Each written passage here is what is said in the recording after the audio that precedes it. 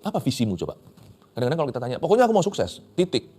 No, sukses itu harus koma. Tuhan yang harus titik. Tanya pada dirimu sendiri, why?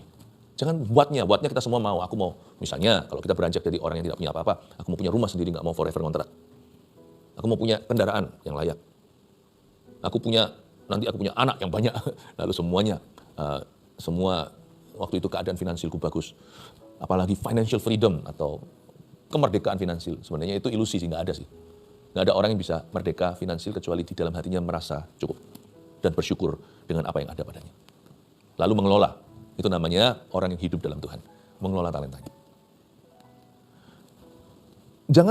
Jangan temukan dulu what atau apanya. Who, siapa?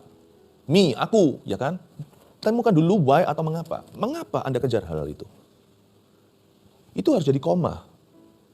Aku harus sukses, koma, supaya aku bisa membangun kerajaan Allah, supaya aku bisa bahagiakan papa mama, supaya aku bisa memberi pada orang miskin. Nah itu adalah orang-orang yang lembur kerja, tapi dengan visi yang jelas.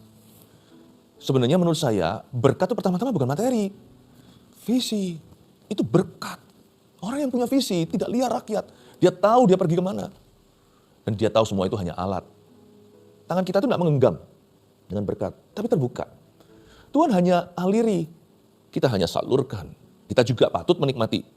Karena ada ayatnya, di tangan kanan ada kenikmatan. Orang yang ikut Tuhan itu tangan kirinya, tangan kanannya, umur panjang di tangan kanan, kekayaan hormat di tangan kiri, you see. Dan di dalam hadirat Tuhan, in His presence, there are pleasures forevermore, dalam bahasa Inggrisnya. Dalam hadiratnya, itu ada kenikmatan. Tuhanlah yang memberikan segala sesuatu dalam hidup kita untuk kita bisa menikmatinya.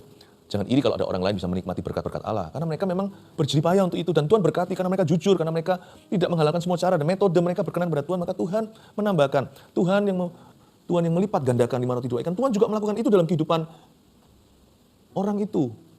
Jangan iri sama dia. Turut bahagia untuk sukses orang lain dulu. Supaya suatu hari suksesmu dari Tuhan. Jikalau tiba, hatimu benar. Karena sukses setiap orang beda. Tuhan kita itu Bapa yang punya segala-galanya. Bapa di sorga itu murah hati. Dia punya berkat tersendiri untuk setiap anak-anaknya. Baik itu materi ataupun berkat rohani. Karunia-karunia Roh Kudus pun beda-beda. Setiap gereja juga punya karunianya. Jadi kita nggak usah ngiri sama orang lain. Motivasi yang paling bersih itu bukan iri. Motivasi yang paling bersih itu adalah karena ingin memuliakan Tuhan dengan talentanya. Lord, aku ingin Tuhan. Sambil jalan ini aku harus mawas diri. Aku tahu bahwa I'm with you. Aku bersama denganmu. Aku nggak boleh lupa. There is you in my life. Ada engkau dalam hidupku. Bicaralah kepadaku Tuhan, aku akan mendengar. Speak, O Lord, bicaralah. Not my will, but your will be done.